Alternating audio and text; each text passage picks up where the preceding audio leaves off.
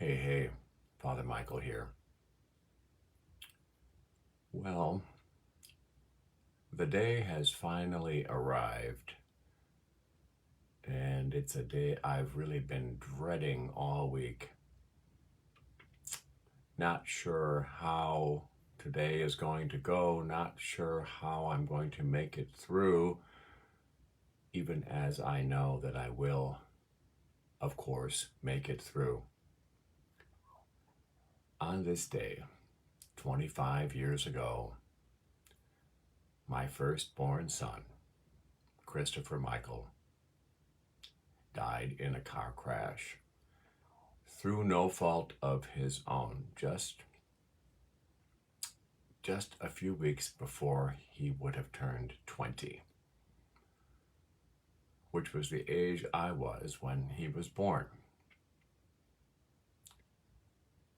A quarter century has passed, 25 years. And in some ways, that event seems so long ago, so far away, and yet today.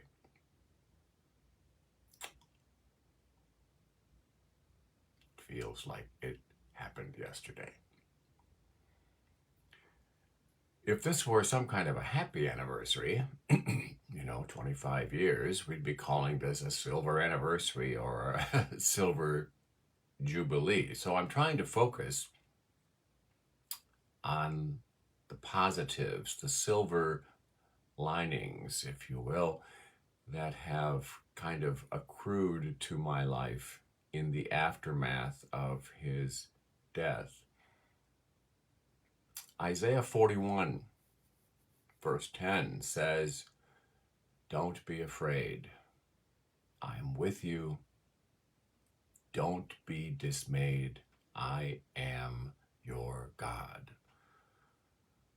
I have clung to that little verse a lot in the last quarter century. And to all those of you who have not lost a child, and I hope that is all of you, to be quite honest, I just have to say that losing a child is the worst possible thing for a parent. It's a kind of grief that never, ever ends. There will never again be a time when we, the parents, the survivors, will ever really feel 100% whole or complete in this life, because there is an emptiness within us that has someone else's name on it, that no one else can ever fill. It is the wound that will not heal. That being said, we force ourselves to move on, to consider the gifts that we received in loving the one that we've lost, and we make a courageous choice, which is probably the bravest damn thing I have ever done, to make the courageous choice to carry on with no roadmap, no set of instructions, with nothing but the sure and certain knowledge that that black space left behind by our child is always going to be there. So, a quarter century has passed since I made that decision to carry on in a world without Christopher. And without slipping into some kind of maudlin, self-pitying, shadowland of despair, what do I really have to show for my additional 25 years of life? I've been thinking about this kind of all night. Didn't sleep so great last night.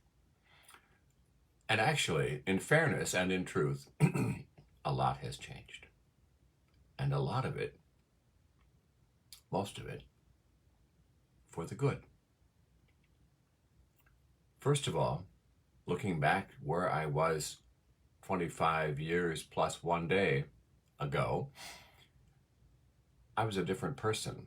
I was trying to force my square peg self into a round hole life in many ways. So in the wake of his passing, I found the courage to break out of that confining box of fear that held me captive, and I chose to live in integrity.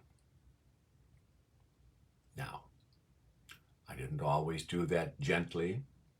I didn't always do that with, compassion for other people, enough consideration for the feelings of others, but overall, the end result was pretty decent. I chose to accept myself, respect myself enough, and to be enough for myself. In the aftermath of his death, I fell crazy, madly in love again, even though I surely thought that would not happen for me. And I made a completely new life, invented really from the ground up here in Fort Wayne. I raised my youngest son, who was only 13 at the time. I made a loving home for him, structured, healthy in every way. I did some soul searching at that point and decided to put all of the things I worried about before, like financial stability, put all of that financial stuff off to the side and to become a middle and high school teacher. There's no damn money in that. When I got that first W-2 that year, and it was like, $30,000, I was like, well, damn, I was making this in the 70s. What the heck? But it was a good move for me. I'd always wanted to teach, but I had kids, and I couldn't afford to take that kind of a drastic pay cut. In the aftermath of his passing, I was fearless. Completely fearless. I found myself back in the dance studio, and I danced with the ballet like I was 25 years old again. I was 40. That's unheard of. I became one of only 2 paid vocalists in the whole city, in the diocese anyway, serving as cantor. And through that little side gig, became pretty well known as a vocalist. And so I sang in numerous other churches and venues. And whereas in the past, my work on the stage, those were merely performances, right? In the aftermath of his passing, it was different. I preferred to sing spiritual venues because I could allow myself to be God's instrument. Let God's eternal music of the spheres, as we say, let that power work through me as its instrument. And everywhere I sang, people could hear the difference because it wasn't just a performance. All of who I was coming through. And so I touched hearts and souls in ways that I could never have imagined prior to that. And I found myself overwhelmed with gigs, singing weddings and funerals and bar mitzvahs and, all kinds of stuff that I never would have done before. 10 years passed after Christopher's death, and I felt again that call to priesthood. But this time I said yes, and I followed through. And with a handful of people, started the parish of Holy Redeemer Old Catholic Community. And the goal was and is simple: to create a safe haven for all people who have not felt safe in their churches, who needed a safe, secure Catholic experience to call home, a place where doctrine and, following man-made rules doesn't matter as much as relationship with God and with other people. And through that experience, I also became the first Catholic priest to become a United Church of Christ pastor at the same time. And I'm still doing that. And it is amazing. Both of those ministries continue to challenge me and to nurture me and to bring out the best in me. During that 25-year period, though, I also fell into my own addictive behaviors and drugs and ultimately found my way out of that addictive cycle, not in the way that many others do, but through Smart Recovery, which is a science-based program, a method of recovery that I myself continue to offer the larger recovering community. I have a weekly meeting every Wednesday at church. And to put my own gifts at the service of other people struggling with addictive behaviors, 3 years ago, I decided to become a certified recovery specialist. And I retired from teaching. And I now work several days a week for 2 different recovery centers. And that work is amazingly life-affirming and a blessing for me. But part of that work, part of that ministry, as I see it, tragically, is having to go to a fair number of funerals and funeral homes and celebrations of life for young people because they're overdosing from fentanyl, basically 1 or 2 a day in this state. And I always make it a point to contact, to talk to, or to otherwise reach out to the parents of these people who die, because I know that feeling. I know what it's like to lose a child. And I want to give them a word of encouragement and hope and to remind them that they're going to be okay. Yeah, this sucks. This is the worst thing that will ever happen to you. But you're going to be okay. Life has changed for you forever. I know. But life is not over. And you will find a way forward. And you will take the best of your child. And you will make your child proud by what you do next. I had that very conversation just 1 week ago when I presided at a funeral for someone who lost his battle with addiction and PTSD. It is a blessing to be able to stand in that knowledge and power of grace and encourage someone else. As a result of all of the above, everything I've just said, I have to humbly admit that although the past quarter century has been a roller coaster ride sometimes, but overall, the blessings have far outweighed the tragedies and losses. I can admit that. However, sometimes that big black hole, that empty space that Christopher left behind right here, it just really becomes evident. And it reminds me that I'm here and he's not. I can't help wishing, that he'd seen me become my best damn self.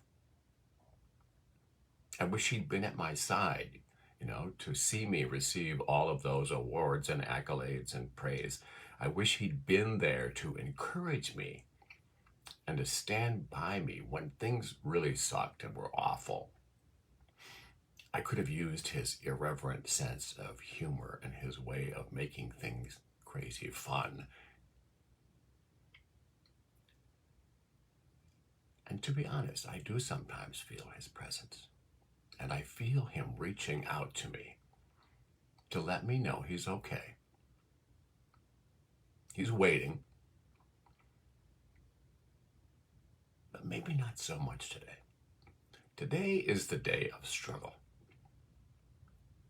And even though I know the sun will shine, I know I will laugh again tomorrow. I'll be able to fake it till I make it, as we say. Because God has my back. God has not brought me this far to drop me on my ass. God has not brought you this far to drop you on your ass either. Do not be afraid. I am with you. Do not be dismayed. I am your God. Let's hold fast to that truth. You and me together. Because we're going to be okay. God has our back. Pray with me. Loving, mighty God of life, thank you for the gift of existence, the miracle of this life. And thank you for all of those you have given us, the ones you have sent us to teach us, to encourage us, to stretch our limits, to make us who we were meant to be. Be with all of us today who are missing someone, who are very conscious of that empty space left within us. And help us. Help us to choose courage today. Help us to choose hope and to see a ray of sunshine even if we feel lost in the deep shadows. Because we know that we have no reason to be afraid, no reason to be dismayed, because you are our God and we are yours. Amen. And now may the blessing of our mighty God be with you. Bless your life in a special way today and always, and all those you love. What's up? Isino i Świętemu Duchu. Jako ją idą do popatrzenia.